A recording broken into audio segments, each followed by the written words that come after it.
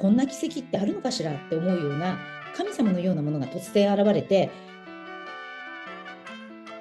皆様こんにちは、赤間晴美です。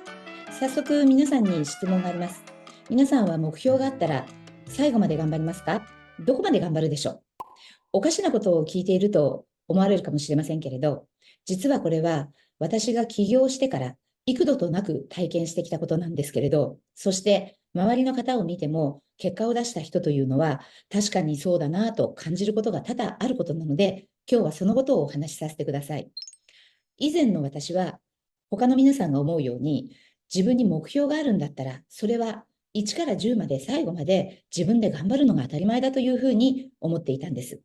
ですけれど、とある先輩からのアドバイスを伺って、その時から少し考えが変わったんですね。そのアドバイスは何かというと、成功は譲り受けるものなんだということなんです。自分が目指している世界には、どんな分野であれ、すでにその世界で結果を出されている人、その世界の先輩という方がいらっしゃいますよね。その人たちに最後は手を引っ張ってもらって引き上げてもらえるような、そういう努力、そういう成功の仕方をしなければ物事は成り立っていかないよということを言われたんです。1から10まで自分一人で成し遂げなければいけない。では本当にその人は1から10までやって本物の成功っていうものを手に入れることができたんでしょうかということなんです。だってあなたは憧れているその世界をまだ体験したことがないわけですよね。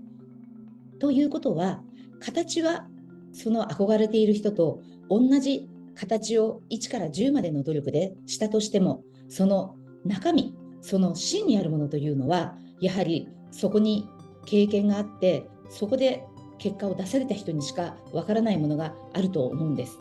では、どこまで何を頑張ったらいいんでしょうかということなんですね。それは、頑張っている皆さんが手を伸ばしたら、引き上げてもらえるところまで、1から10までではなく、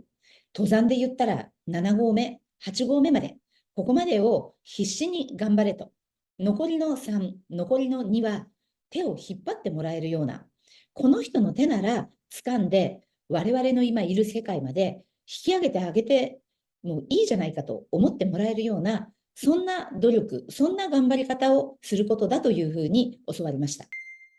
できる限りのことを尽くして、それでも万事休す、もうこれ以上は無理だなって思うようなこと、私も仕事でかつて何度も経験したことがあるんですね。でも、そんな時、完成間近、あと7合目でもう万事休すという時に、何度もいろんな方に助けてもらいましたし、そしてこんな奇跡ってあるのかしらって思うような神様のようなものが突然現れて、一気に物事が好転して、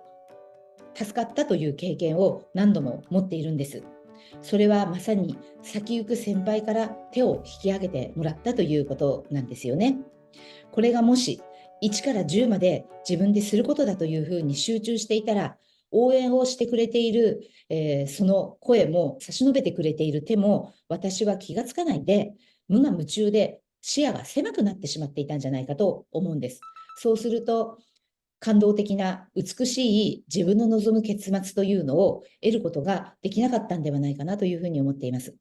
だから成功というのは譲られるもの。あなたをこの世界まで入ってきてもいいよというお許しをもらえるような、そんな頑張り方をすることが本当に理想の頑張り方だなというふうに思います。今、苦しくて盛んに努力をして視野が狭くなっている皆さんにぜひお伝えしたいです。あなたが思っているよりゴールはもっとずっと目の前、手前にあるかもしれないということです。だから最後まで誰かがあなたの頑張りを見て手を伸ばして助けてあげよう、引っ張ってあげようじゃないかって思われるまでのそんな努力をしてみてください。今日もご視聴くださってありがとうございます。OK ボタンなどいただけると非常に励みになります。それではまたよろしくお願いします。